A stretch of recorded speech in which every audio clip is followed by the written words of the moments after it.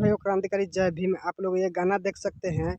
जब थंबनेल इतना तगड़ा है तो गाना कितना तगड़ा लेवल का होगा, आप लोग तो अच्छे तरीके से समझ गए होंगे।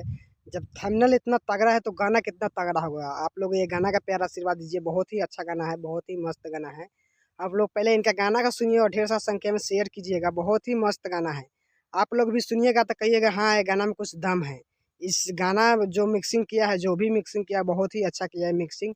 हम गाना सुनते हैं लेकिन हम मिक्सिंग के ऊपर जाते हैं। मिक्सिंग जो अच्छा होता है, अच्छा तगड़ा लेवल का गाना होता है, अच्छा उसमें वर्ड फेंटा होता है, उसी का गाना हम लोग सुनते हैं। तो आप लोग उनका गाना का ढेर सारा संख्या में सुनिए और प्यारा आशीर्वाद दीजिएगा।